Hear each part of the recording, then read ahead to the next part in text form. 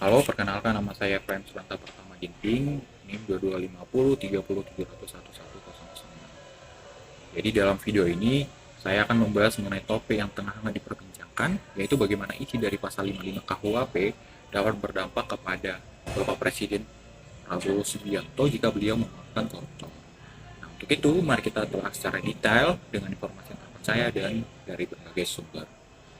Jadi pasal 55 Kitab Undang-Undang Hukum Pidana KUHP ini menjadi sorotan setelah Menteri Koordinator Bidang Politik, Hukum dan Keamanan periode 2019 sampai 2024 Bapak Mahfud MD memberikan pernyataan tegas terkait kebijakan Presiden Prabowo yang berencana memaafkan koruptor. Menurut Bapak Mahfud, tindakan ini berpotensi melanggar pasal 55 KUHP. Jadi apa sih sebenarnya isi dari pasal 55 KUHP ini dan mengapa hal ini bisa menjadi polemik di kalangan publik? Untuk itu mari kita membahas mengenai pasal 55 KUHP. Jadi dalam pasal 55 KUHP yang lama, yang berasal dari Wet Book Funds Transfer, mengatur tentang penyertaan dalam tindak pidana. Isi lengkapnya adalah sebagai berikut. Dipidana sebagai pelaku tindak pidana, yaitu mereka yang melakukan, yang menyuruh melakukan, dan yang turut serta melakukan perbuatan. Kemudian mereka yang dengan memberi atau menjanjikan sesuatu, dengan menyalahgunakan kekuasaan ataupun martabat, dengan kekerasan, ancaman, atau penyesatan, atau dengan memberi kesempatan, sarana, atau keterangan, dan sengaja menganjurkan orang lain supaya melakukan perbuatan tersebut.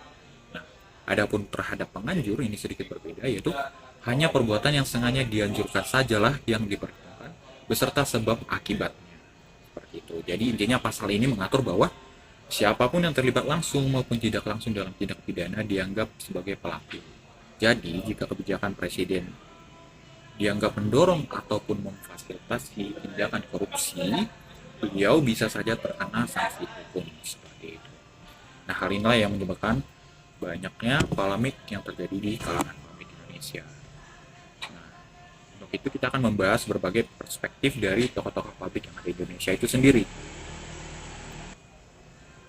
Yang pertama, kita akan membahas perspektif dari Bapak Mahfud MD. Bapak Mahfud MD menilai bahwa rencana Prabowo untuk memaafkan koruptor dengan syarat pengembalian kerugian negara berpotensi melanggar hukum. Menurutnya, kebijakan tersebut dapat dianggap sebagai tindakan menyuburkan korupsi. Adapun berikut pernyataan dari Bapak Mahfud MD.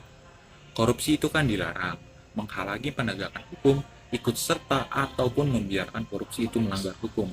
Jika seorang pejabat memiliki kewenangan tetapi memilih untuk memaafkan koruptor, itu bisa dikenakan pasal 55. Berikut menurut Bapak Mahfud MD. Nah, Bapak Mahfud MD juga mengingatkan bahwa penegakan hukum harus dilakukan dengan hati-hati agar tidak menciptakan komplikasi lebih lanjut dalam sistem hukum. Setelah membahas perspektif dari Bapak Mahfud MD, kita akan membahas perspektif yang sedikit berbeda dengan beliau, yaitu dari Bapak Yusril Ijza Mahendra.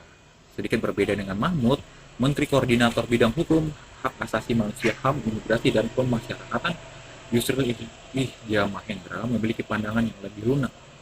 Beliau mengatakan bahwa kebijakan Prabowo lebih bersifat amnesti, bukan pelanggaran hukum. Menurut Yusril sendiri, pemberian amnesti merupakan bagian dari filosofi baru dalam penghukuman yang menekankan keadilan restoratif dan rehabilitatif. Beliau juga menjelaskan bahwa amnesti bertujuan untuk mengembalikan kerugian negara dan memperbaiki perekonomian bangsa daripada sekedar memenjarakan pelaku korupsi itu sendiri. Beliau memberikan tanggapan jika aset hasil korupsi tetap dikuasai oleh pelaku dan disimpan di luar negeri tanpa dikembalikan, maka penegakan hukum seperti itu tidak banyak manfaatnya bagi pembangunan ekonomi dan kesejahteraan rakyat, ucap Bapak Yusril. Setelah membahas pandangan dari beberapa tokoh publik yang ada di Indonesia, kita akan membahas mengenai perubahan dalam KUHP nasional. Perlu dicatat bahwa KUHP nasional baru akan diberlakukan mulai tahun 2026 melalui Undang-Undang Nomor 1 Tahun 2023 tentang Kitab Undang-Undang Hukum Pidana. Pasal 55 dalam KUHP yang lama akan digantikan oleh pasal yang baru, yaitu pasal 20 hingga 22 dalam KUHP nasional. Dalam aturan baru, terdapat pergeseran filosofi penghukuman yang lebih menekankan keadilan secara restoratif.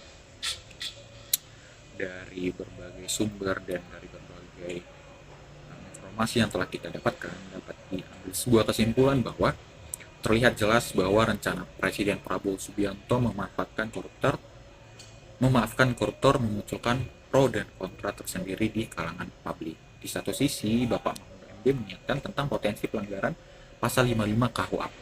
Di sisi yang lain, Yusril Ija Mahendra menilai kebijakan ini sebagai langkah menuju keadilan yang restoratif. Seperti itu.